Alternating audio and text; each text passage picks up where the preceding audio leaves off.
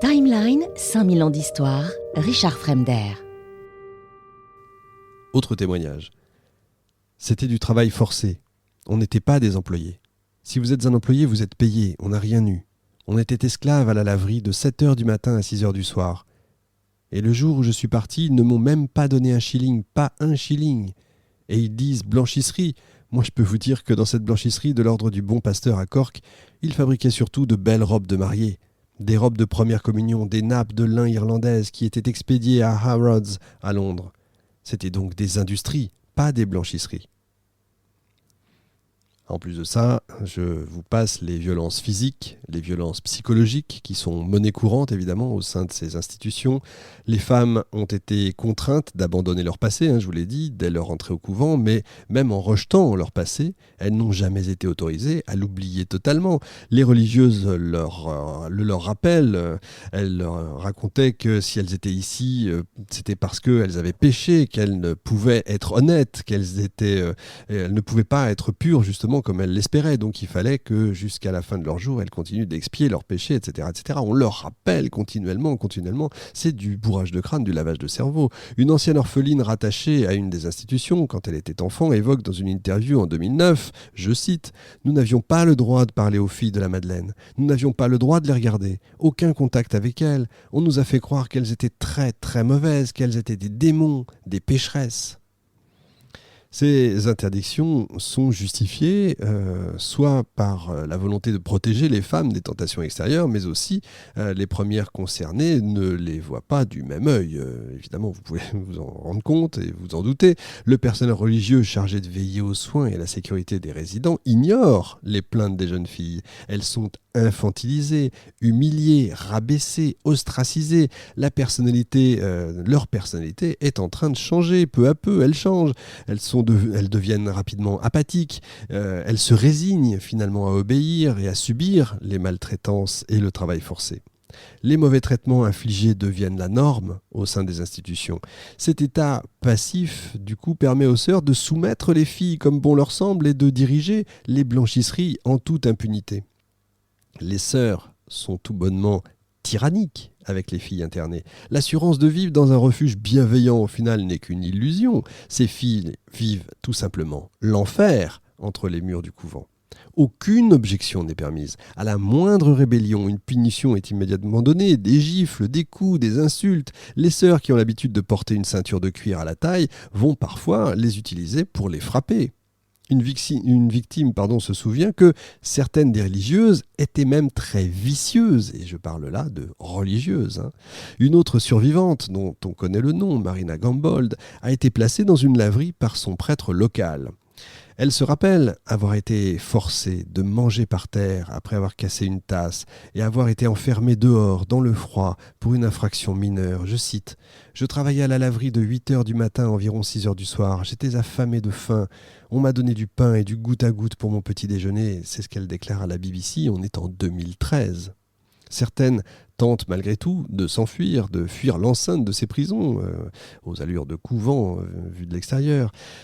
Voilà ce qu'on lit. Quelques-unes se sont échappées, mais les murs étaient si hauts, c'était dangereux, vous seriez brisés dans la hâte. Tout devait être planifié, nous ne pouvions pas juste fuir sans y penser avant. Tout le monde se déchaînait quand quelqu'un s'enfuyait, et les cloches commençaient à sonner pour donner l'alerte. Nous étions toutes ravies car nous savions qu'une fille s'était échappée. On a l'impression d'entendre ou de lire des témoignages de survivants de camps de concentration. On n'est pas très loin. Pourtant, dans ces couvents, les femmes sont censées être libres de partir. C'est ce que je vous disais au début, quand elles le souhaitaient.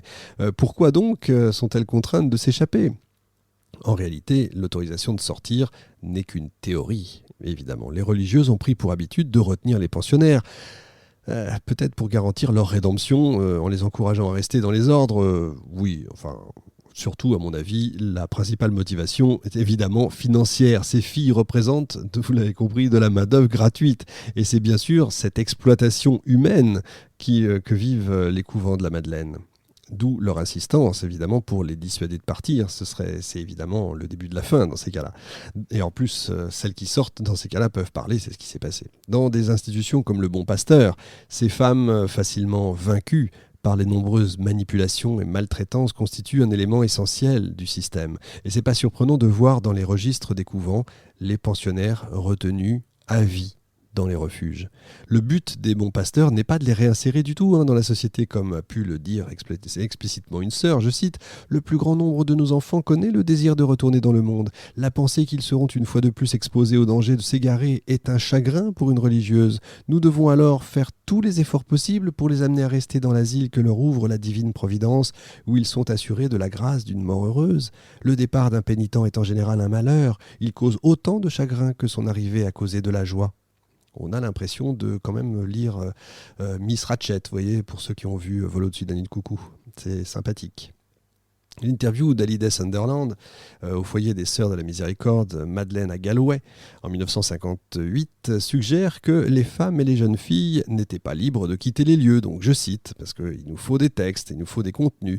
La mère supérieure nous disait « Nous ne sommes pas aussi indulgentes que cela. La jeune fille doit avoir un endroit convenable où aller. Elle ne peut pas partir comme elle le souhaite. » Quand on lui demandait combien de temps rester, elle répondait « Certaines restent pour la vie », comme si elles étaient libres en fait de choisir. Ces asiles religieux ont donc échoué évidemment dans leur tentative d'éduquer les femmes déchues. En regardant dans les archives des différents établissements, le nombre de femmes qui entrent et qui en sortent, on s'aperçoit de l'incapacité des asiles de la Madeleine à atteindre leurs objectifs. Si on examine la répartition des personnes internées dans 7 asiles dirigés par des congrégations religieuses au cours du XIXe siècle, on constate que ces asiles ont accueilli au total 10 674 femmes entre 1800 et 1899. Sur ce nombre, environ 2219 sont entrées dans un asile plus d'une fois.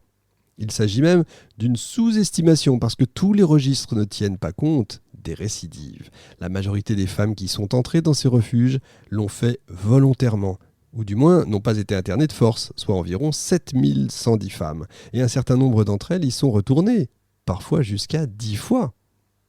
Certaines n'ont pas eu la chance de quitter le couvent et la blanchisserie, résignées à passer une vie de dur labeur au profit de l'Église jusqu'à leurs derniers jours.